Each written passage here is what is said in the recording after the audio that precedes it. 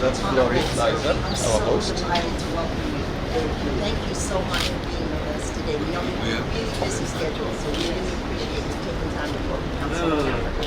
We're very happy to be here. Wonderful. Yeah. Yes, to your ambassador and former ambassador, thank you so much, Thank you, both of Glory. you. Yes, thank you. Thank you, Let's Glory. welcome Karibuni. His Excellency. Nzuri waziri, karibu.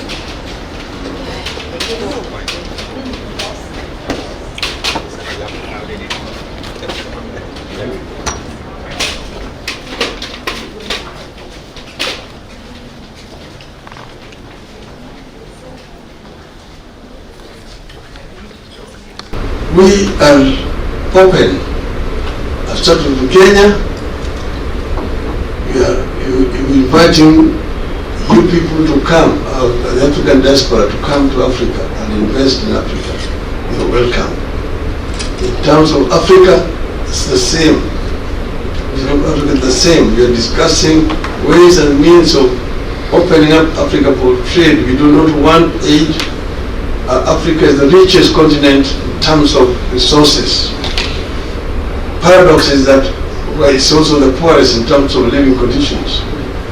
And we want to change this. I am talking here as a Pan-Africanist and an Afro-optimist, as opposed to Afro-pessimists. Afro-pessimists are those who have given up on Africa. Africa is lost case, so on. Afro-optimists are those who believe in the ability of the African people to develop Africa. And you can do it. I challenge you. I raise my case. About so many of the Kenyans, and not only Kenyans, East Africans, to come and study here. One of the products of that relationship is the former president of the United States of America. So we have got historical connection. The United States helped Kenya in the struggle for independence from British colonialism. So we therefore share very many things in common. And we want to see that these relationships are strengthened. So we are saying we want to, of Kenya, we are starting a new chapter in Kenya after the elections of 9th of August this year.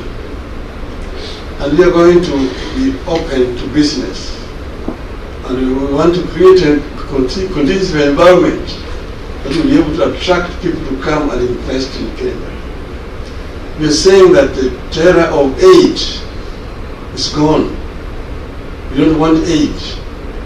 We want trade and investment. That's what we want.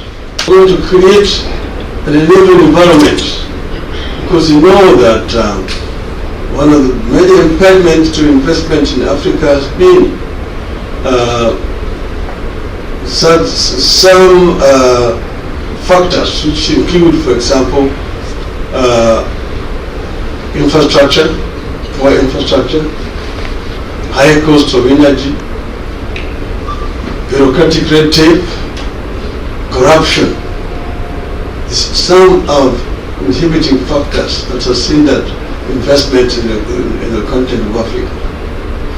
We are going to address those issues so that we can create a very attractive environment, new environment for people to come and invest in the continent. We don't want aid. We don't want aid because aid has been pumped in the African continent. It has become a bottomless pit without much to show for it. Do not left debts. Countries became hippies, highly indebted countries.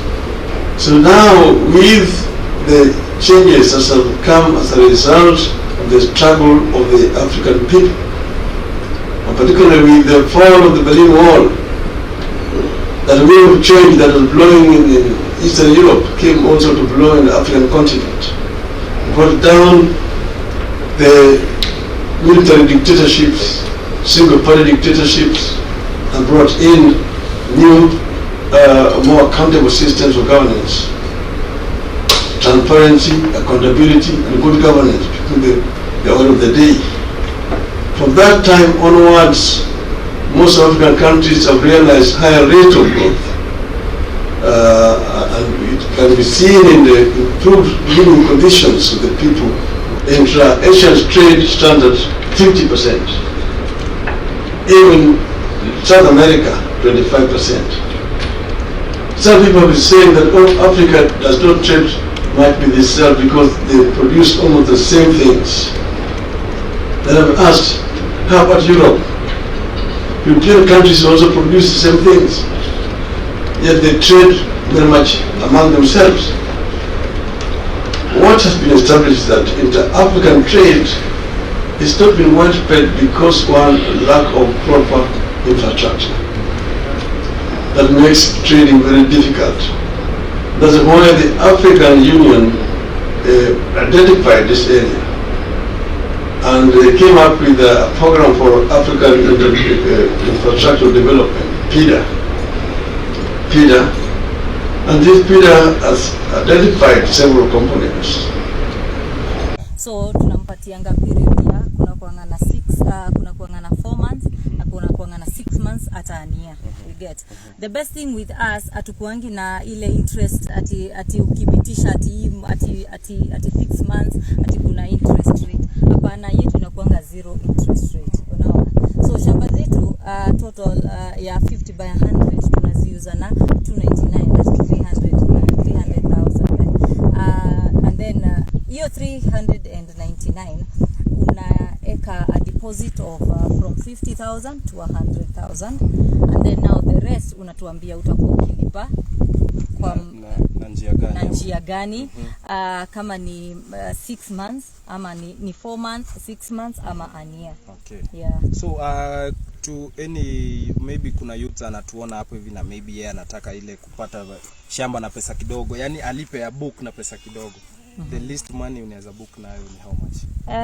Okay, unaweza book na you can book with as much as 50,000. 50,000. Yeah, 50,000. And then sasa uendelee sasa kulipa kidogo.